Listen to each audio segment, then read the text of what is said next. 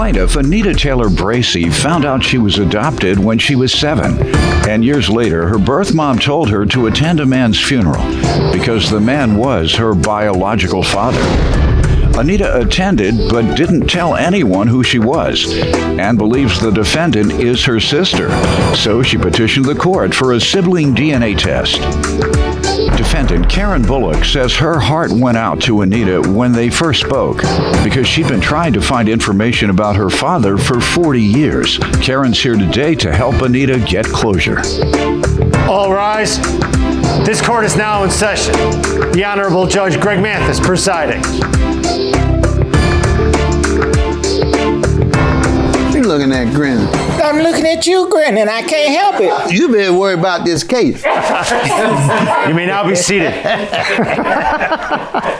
Thank you all for coming. Today we're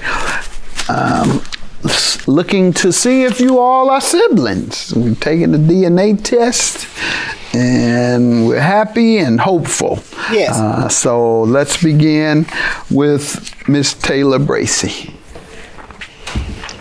In 1959, I was placed up for adoption. My birth mother gave me to a friend of hers and her husband. At the time, my birth mother had another child and wasn't able to care for me. Okay. And how did that go growing up in that household with your mom's friend? I couldn't have had better parents. Unconditional love, support, and everything I ever needed. Did you find out about the adoption how early on? How At old? the age of 7. Okay. I found out while spending the night over a cousin's house. Who told you? My little cousin. How did it come out? Tell me. She just said, Uncle Taylor and Auntie are not your real parents. Oh. And you were age 7. Yes. And how old was the child that told you? Your cousin, was it? I want to say she was probably 10. So she listening to gossip Yes. around the house. So when I got home, I asked my adoptive mother, and she confirmed it and said that she wanted to wait until I was old enough to understand it. Mm-hmm. Okay. Had any contact with your birth mom? In 1986, my birth brother was on his deathbed, and my mother had someone to reach out to me through the family to ask me if I had a brother that was on his deathbed, would I go and see him? And I said yes. I saw my brother twice before he died.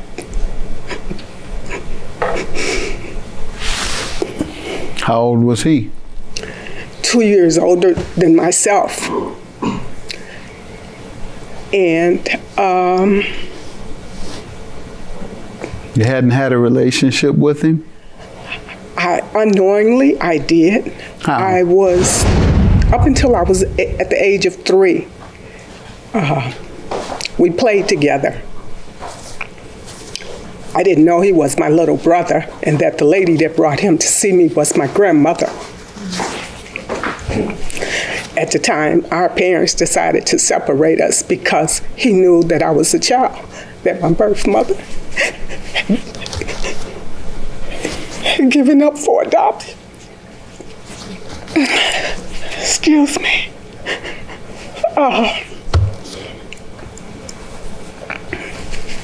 And then in 1986, my birth mother gave me a call and said a man had passed and that I had to go to his funeral. And when I asked her why, she said because he was my father. This was 86. Your birth mom told you that? Yes. And your brother. That was 86 also? Yes. When he passed? Yes. When my brother passed, it was 86. Had a friend reach out, and this time she reached out to you directly? In March of 88, Right, my 88. birth mother called and said that a man had passed and that I had to go to the funeral. And when I asked her why, she said because he was my father. I went to the funeral. and I saw Karen and her family. I went up to the casket and I made peace with the fact that this man was my alleged father. I said nothing to anyone. I kept this to myself.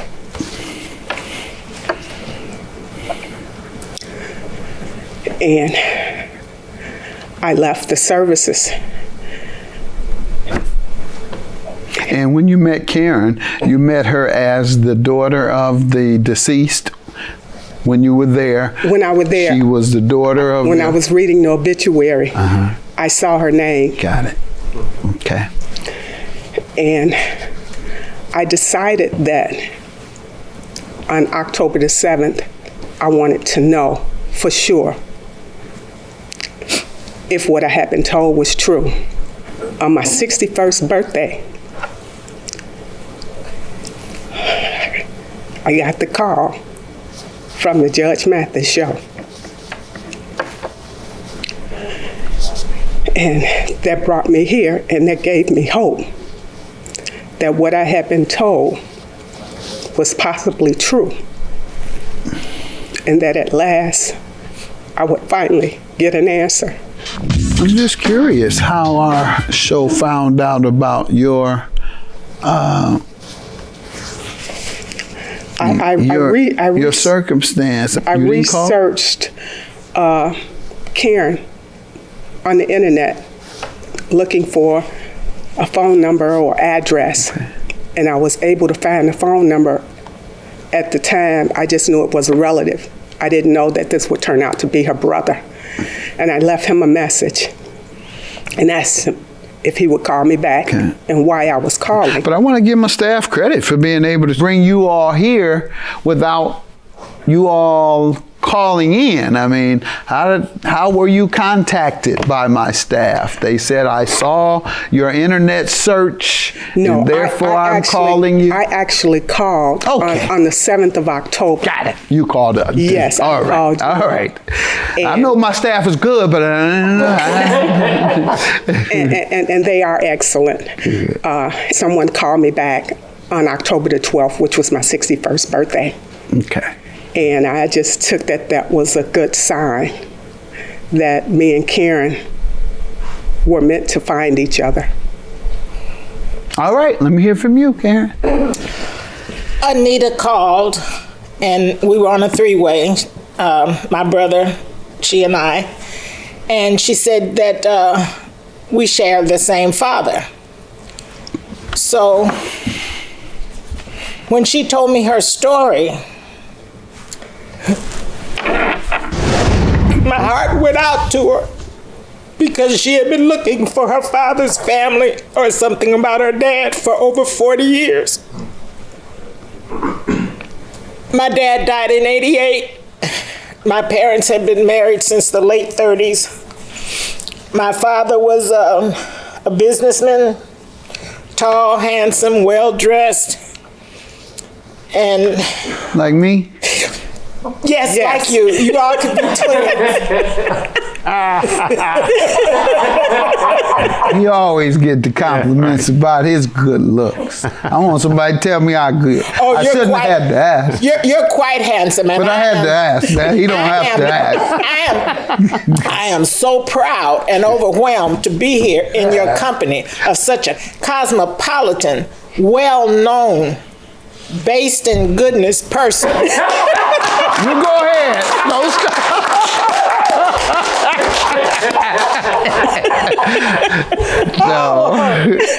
So my heart just went out to Anita, so I'm here for her so she can find out. Now, my dad died in '88. His wallet stayed on the kitchen table for like 3 months, but we were raised, you do not touch anybody else's things. And I was way grown then. So 5 years later, I saw the wallet again, and I went in it and I found a business card. Why you going there? Plain nosy. Go ahead. So I found a business card in there with a Bullocks, with an S on it in Kansas City. My mother didn't know anything about that, so I called, and I had a spiel. I was calling long distance from Chicago. I found this number in my dad's wallet, blah, blah, blah. I finally got a lady. She said, yes, that's my husband. He answered the phone. He sounded so much like my father, I thought he had, was reincarnated or something. So we hooked up in '94. He's exactly 2 weeks younger than I am. 2 weeks. Right, I said the same thing. And I always wanted a baby brother, a baby sister, because I had 2 older brothers. It was a 5-year difference between Now bring it us. on home with Miss Bracy. Okay, so I'm here for her, so she can find out. If she's my sister... Yeah, but you on the brother. Okay, I was giving you some information That's what I'm because saying. I Go got a ahead. half brother. Now she calls.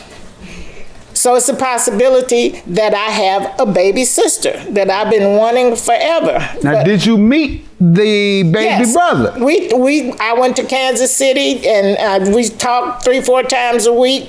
We just like this. Okay. Yeah? Yeah. And did he know of a sister? No. No one knew. No one knew about him. Right. But wondering if he might have somehow known. Okay. He came to Chicago, I guess in the late 70s after he had been in Vietnam with the bullets going by. His mother died when he was 14. His family was separated. And when the bullets were going by, he said, I have to get back home. That's right. His family had told him his father was dead. He said, my dad is not dead and I have to get my family back together. So he sent out some feelers. He talked to his aunts and they said, no, well, your father wasn't dead, but he was married and he had 3 kids. Got it. So, they didn't do that then. Got it. So he came up here and met with my father. They spent 4 days together. My dad took him around to all his spots and stuff. And they looked so much alike and sound so much alike. And even his closest friends didn't know anything about him. Does Anita resemble? I see some resemblance now the more I see her as far as one of his sisters.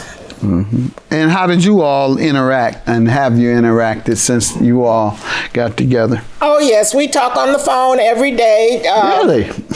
I think it's a wonderful Since thing. when? Since she first called in October, the Yeah. early part of October. Every day. Yes. So if she's my sister, Yahoo. If she's not my sister, I have at least met an intelligent life form. That seems like An intelligent life form. At least you're intelligent. She won't call you a human. But whatever life form you are, you're intelligent. So I've met someone that I can become friends with. African Americans, all the way back from slavery, of course, families were torn apart, and the legacy of nearly 300 years of dividing the family has been passed down. The family intricacies can be a little confusing sometimes, and that has been passed down and passed down and passed down. And so much of our lifestyle is a result of what has been passed down and passed down and passed down. And the good part that was passed down was struggle, meaning our ability to stay afloat during the worst treatment and enslavement in perhaps modern history, along with the biblical Israelites. But we learned how to stay strong and how to struggle and how to stay strong enough to win, because we won a lot. Yes, A couple hundred years after slavery, won a whole lot. 50 years after the Voting Rights Act, the same country that enslaved us, we took it over. With a Barack Obama. That was less than 50 years after we had the right to vote. So I'm proud to have come from slavery to the presidency. A lot of folks aren't. Unfortunately, I was making that such a long speech and trying to soften it up for y'all. Oh, Judge Mathis. Yeah, I did my best to soften it up. Yeah. Nah, y'all not related. Oh, no. Yeah. God bless y'all. Thank you. Sorry. Like I said, I've met a friend, and I'm sorry that her journey has not been completed, but that's all right. But thank you. That's all right. Thank you. I'm sorry about all this COVID stuff that we can't hug. Plaintiffs Latasha Hedwood and her twin sister Lakeisha Holloway were put up for adoption because their mother was a heroin addict. They both say they're desperate to find their biological family, and they believe the defendant may be their half-sister, so they petitioned for a sibling DNA test. Defendant Donna Polk says she always believed that her father had 2 more children, so she was thrilled to find out about Latasha and Lakeisha, and she hopes the DNA test will prove that they are, in fact, her sisters. All right. Thank you, ladies, for coming. We're here for a DNA test to determine whether you're siblings. Is that why we're here today? Yes. All right. We'll start with the sisters here.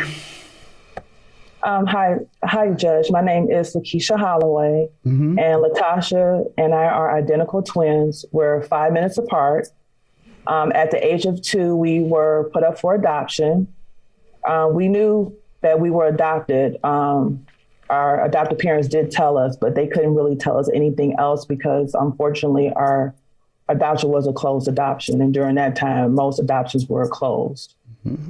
So my twin sister, last year around Mother's Day, received a home DNA kit, and she took it. And then after investigation and digging, she was able to locate our biological parents. Unfortunately, they're deceased.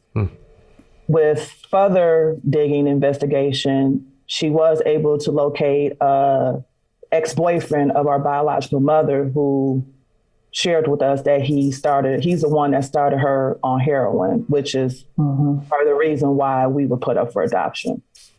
Wow, how'd you all react to that? Upset. Upset. You want to give me some testimony? Yeah. So just to piggyback off my sister, COVID hit and I said, you know what, now's a good time to go ahead and continue to search. And so I did order the kit for Mother's Day, got information. And after working with a genealogist, along with further investigation, we were able to find a family that was possibly linked to our biological dad's side of the family. And so from there, that's when I received a call from Donna Polk. We talked and she volunteered to also complete a home DNA kit. And we got our results March. Now, let me ask you, you said she reached out to you all or you all reached out to her? Well, I reached out to the family member that linked me to their family first. Got it. Okay. Yes. And so Donna took the initiative. Yes. And Donna took the initiative to contact me after I provided my phone number. Okay. And that's when we talked in December. Yes. Yeah, well, we don't know about the results of the other test. We have the best DNA tests that you can get. Correct. So that's why we're here, and we thank you for coming here. Let me get some information from you, Donna. I'm so happy and grateful for you taking our case. My father passed in 2009. Prior to his demise, the Lord spoke to me and told me that my father had some more children. After my father passed, I had a dream where I saw a vision of 2 children. Wow. And I must be truthful. I thought that it was a boy and a girl. So when my sister called me and asked me how would I feel if she told me we had twin sisters, I told her ecstatic. And I asked her for the names. And while she was giving me the names, I was on Facebook looking. I wanted to see my sisters. Defendant Donna Polk believes the plaintiffs are her half-sisters, so she took a sibling DNA test today to find out the truth. Now, how long after your dream did your other sibling come to you? The dream was in 2010 or either 2011. Got so it. 10 years. So 10 years. God's time. So that's right. That's God's time. That's right. He working his own That's right. time. God's That's time. right. God's timing, because sadly throughout all of this is I found out about the twins, my mother was preparing to go home. We just buried her yesterday. God bless you. Sorry to hear that. Don't be sorry. My mama's in a better place, honey. Yeah. How old was she? She was 82. She would have been 83 come August. Yes. So when I talked to Tasha, I told her I'm going to put it on the horn. And I also told her, you know, don't be surprised if everybody doesn't jump on a bandwagon right away. So when I saw a commercial for your DNA, I called the show, and I also called Tasha and asked her to call, because I told her, I said, you know, we're all from Detroit and everybody respects Judge Mathis. Everybody knows that he's an expert. He has class. He has finesse. He's not with the ratchetness. So let's, you know. Got a tape? Yeah, I'm recording it right now. Gotta record that and play it. And my phone, I'm recording. So let's give him a call. And Okay, I didn't know you all were from Detroit. You all grew up in Detroit, all three of them? Born and raised. yes, Born and raised. Yes, sir. Holloway. I see Yes. that name. Where were you raised? I know Detroit. some Holloways. Born What and part? raised. What part? West Side. West Side. Rosedale Park. Okay, well, okay. The nice part of the west side. Yeah, Okay. nice park. Grand River Finkel. All right. Where were you raised in Detroit? I was raised on 8 Mile in Lasher and Maxwell and Gratiot. I graduated from Finney High School Finney. 4 months prior to their birth. Okay. And I'm sorry, yes, you, Latasha. Yes, me and Keisha were raised together. Together So we in the grew house. up. Oh, okay. Yes, we lived in the same house. We went to Redford High School. So I was about to guess. Mm-hmm. Oh, okay. Yeah. Okay. And the communications between the three of you, has there been much? Me and Donna have talked. Keisha hasn't talked to any of the siblings yet, which I understand. You know, this is a lot of information in a matter of 6 months of finding out our biological mother and father side of the family. So I understand her caution. And I've only talked to Donna and another sister, but as Donna said, some of the family just doesn't believe the credibility of the home DNA kit that we took. Yeah. So that's why we're here today. You have other siblings that grew up with you in the house, other than your sister that's with you today, Lakeisha? You have other, your twin? Who else was there? Yes. Yes. So, go ahead, Keisha. Oh, we have a adopted brother and then an older sister who is the biological child of our adopted parents. Okay. All right. And you? Did you grow up with other members? How many people in your siblings did you grow up with? There were 6 of us. Okay. And everything went all right, smooth. Finney's to where you went to school over there. Finney's a tough Mathis, area. you know the answer to that question. I just say that's a tough area over there by Finney. Every family has their problems. And you all are hopeful that it's the case, right? And you're going to be in touch with each other, and you're going to take it to the other family members if it's the case, which we hope and believe it might be. And our hopes and beliefs are met because you all are all sisters. Awesome. All sisters. Congratulations. Good luck to you guys. All right. Thank you, Judge. I need some good news.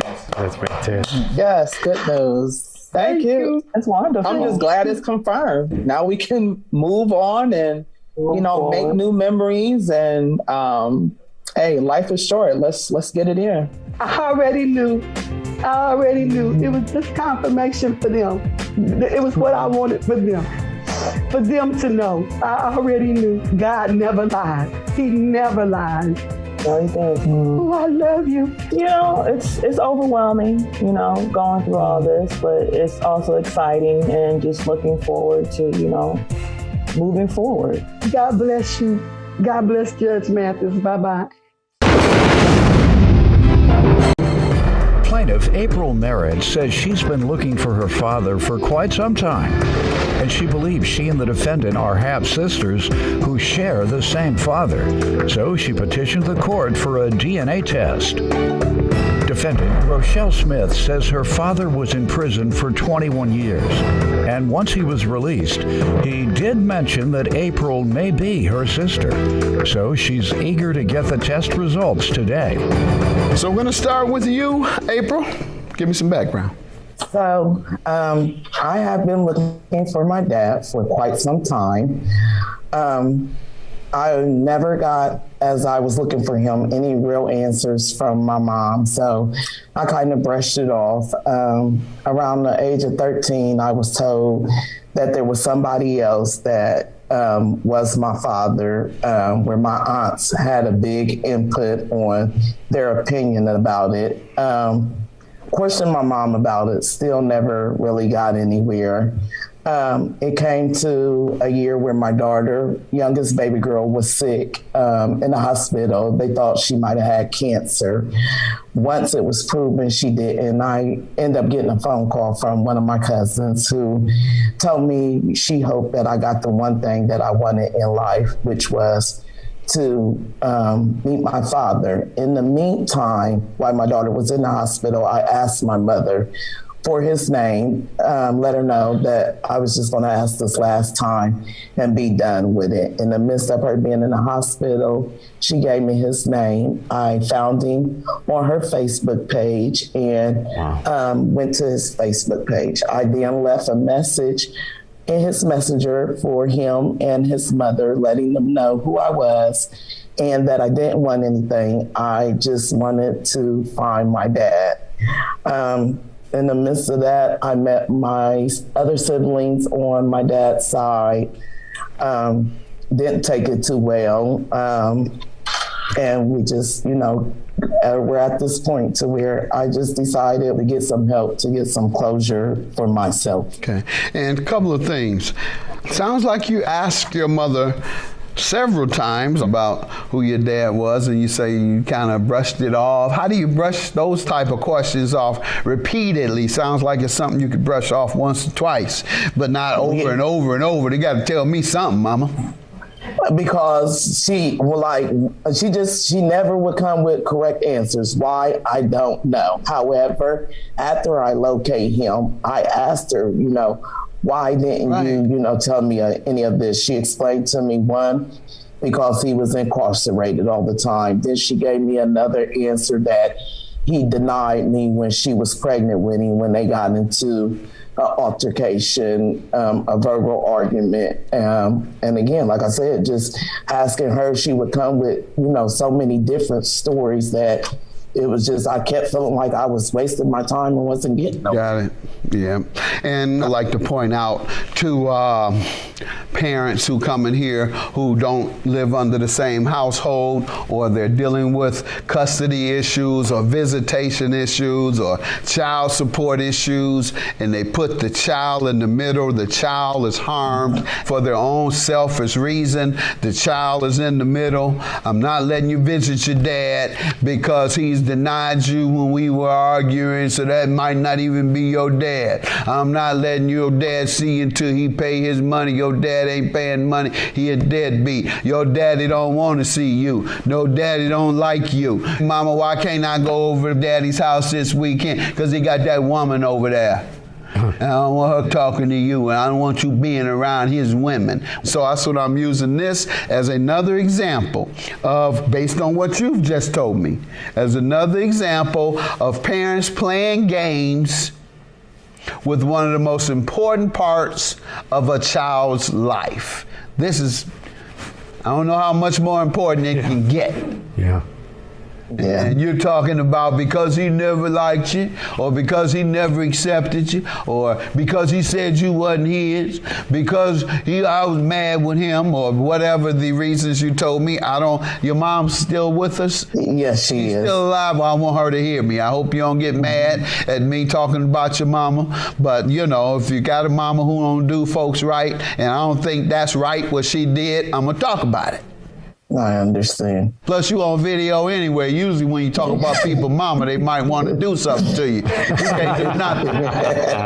Talk about your mama all I want, and ain't nothing you can do about it. If you were standing here, I might not. I'm talking extra crazy now. If you got a mama who don't do folks right, and I don't think that's right what she did, I'm going to talk about it. I understand. Plus, you on video anyway. Usually when you talk about people's mama, they might want to do something to you. You can't do nothing. Talk about your mama all I want, and ain't nothing you can do about it. If you were standing here, I might not. Defendant Rochelle Smith says before her father passed away, he told her that the plaintiff may be her sister. So she agreed to take a DNA test today to find out the truth. Okay, you give me some background here. Actually, I didn't really even have like a lot of time with my father because he was in prison for like 21 years and he was released in 2006. But, you know, by then I had already had my own life. So, you know, I didn't go see him all the time or, you know, we wasn't in contact all the time. And then in like 2017, it may be a year or so before then, he invited us over to his house for a cookout. And he started talking like, well, you know, you have a sister. And I'm like, yeah, you know, I have a couple sisters. But he was like, I think I have a daughter named April. And so I started asking him questions and stuff about April because, like, I'm usually, like, a good investigator and stuff. But he only knew so much.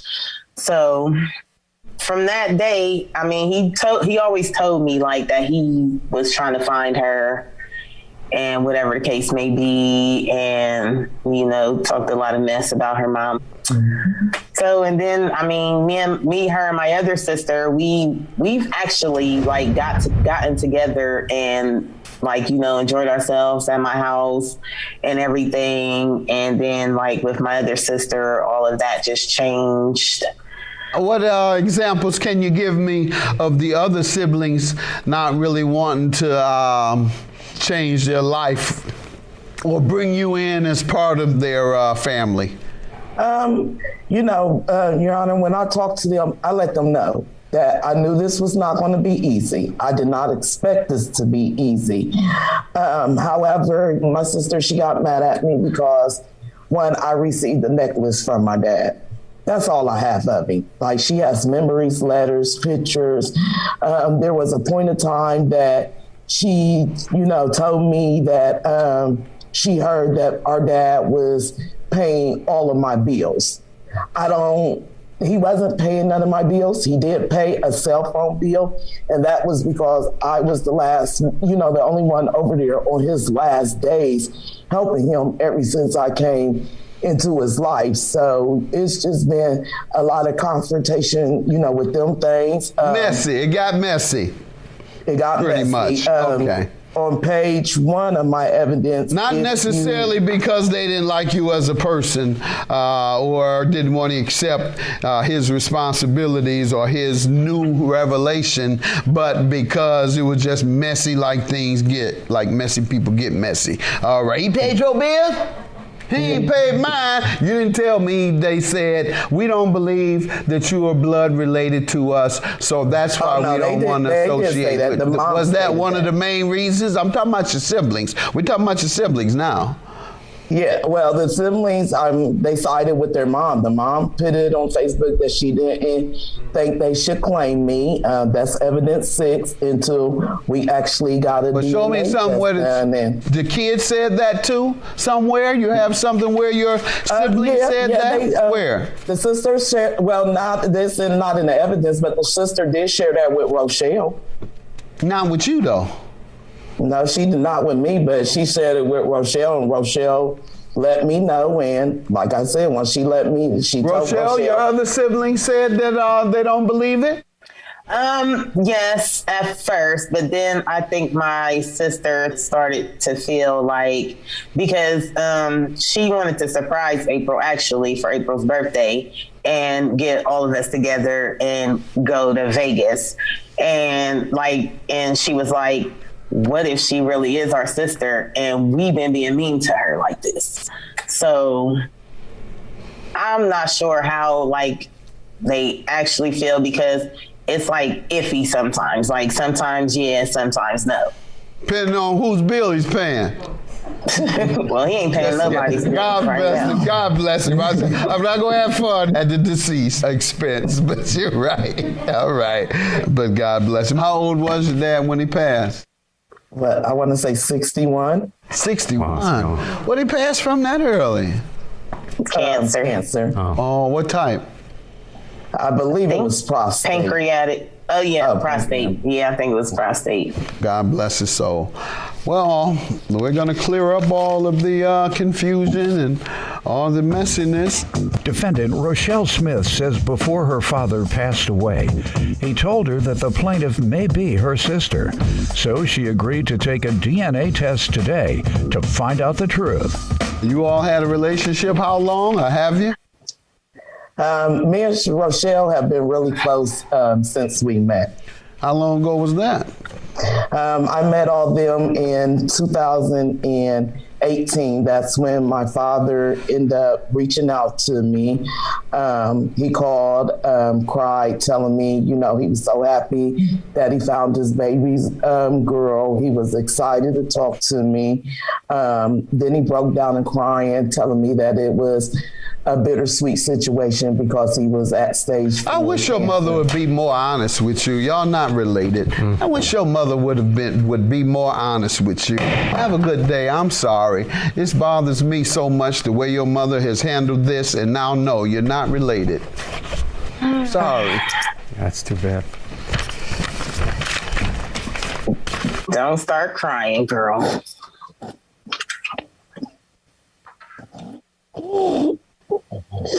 Didn't I tell you not to cry? It's okay. Plaintiff Byron Johnson says he and the defendant grew up as brother and sister, but he knows some family members have doubts about the defendant being his biological sister. So he petitioned the court for his sibling DNA test today to put the issue to rest. Defendant Tina Hewlett says she too always believed Byron was her brother and that they shared a father, but their father never acknowledged her. Tina's eager to get some closure today.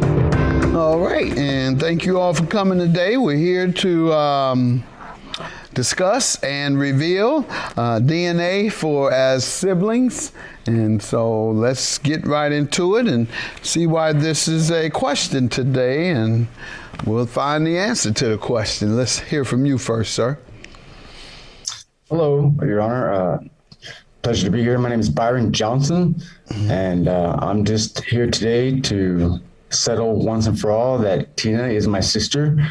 We grew up as brother and sister. Good. At Grandma's house, I was always raised around her, and she'd come over and I'd go over there and we'd play together and stuff like that. And so we were always raised as such. And then later on throughout the years in 2000, when we went to my grandfather's funeral, I felt like I was included in everything as far as funeral arrangements and everything goes. And I felt like my sister wasn't treated correctly. She wasn't treated the same way I was. And I think that's wrong. Tell me how so, if you would. Sure. Like some of the family members would treat us as brother and sister, and other family members wouldn't. They would act like Tina wasn't necessarily part of the family, or they were unsure or some reason. And I never felt that way, and I always felt like she got the shady end of the stick. So I'm here today to set the record straight and prove once and for all that Tina's my sister. Defendant Tina Hewlett believes she and the plaintiff share the same father, but their father has never acknowledged her. So they took a sibling DNA test today to find out if they are in fact related. I'll let you tell me more about how you were treated by the other family members, because I want to know how many and what actual cousins, uncles, aunts. So let me allow you to give background. I mean, as growing up, correct. We always went down to Big Mama's house, and we got to play with, cousins and everything. My grandfather, grandmother, aunt, they always, said that he was my father, but our father never acknowledged me. He never came around. There was no birthday gifts. There was no birthday calls. There was no, and there was some distant family members that would say that I wasn't really a Johnson. So there was always that question. Up until what age? I mean. Oh, it's always been. Okay. Well, you ever ask your father or try and pin him and ask him indirectly? Other than listening to gossip? Sounds like you've been listening to gossip, as opposed to saying, Daddy, am I your child or not? I think it was probably about 10 years ago. I finally asked him, got the courage to ask him to say, what's the deal? Okay. And he didn't give me a direct answer. He came up with an excuse. It was never 100% sure. And you grew up in the home with your mother or grandmother? I know you all would see each other over your grandmothers, but did you live there? I grew up with my mother. Byron grew up with his mother. You all would meet up at your grandma's. That's where you'd see each other? Yes. Grandma had to be convinced, obviously, that you were her son's child. Yes. Okay. So all the other folks just gossipers. And this started, you were acknowledged by Grandma as his child at what age? As early as I could remember. Okay, and your mother? What did your mother? Was there ever any question in her mind? My mother has always said that he was my father, and she's never lied to me about this. Okay, so the only two things we have is gossip from other relatives and your father not giving you a clear answer. The last part sounds like something that would require further investigation if your dad wouldn't give you an answer. Any last remarks on this? Your Honor, I would just like to say that. Go ahead. That Tina was raised as my sister, and no matter what the test results are, she'll always be my sister. I love her 110%. Always have her back. Always have. Always will. And I love you. I'd love to hear that. Yeah, it's the same here. No matter what, it's been, Your Honor, it's been 20 years since I've actually gotten to physically hug my brother because he was far away, and I, as a single mom, I could never afford anything, and it would be nice to one day travel there and be able to put my arms around him and. Yeah, I mean, I'm looking at you all. You look alike. Yeah. Your Honor, it's actually funny. My son was in his 20s, and he came to me and said, Mom, don't be mad, but I never knew you were part black. I always thought you were white. Ooh, bring him here to me. He should know the difference. All right. Well, if you're part white, so is he, because you all are brothers. Right. Have a good day. God bless you. Congratulations. I love you. I love you too. Congratulations, sis. We have always known it's been proven. I love you, brother. We knew this. We didn't need the judge, right? We knew this. That's right. Thank you, Judge Mathis.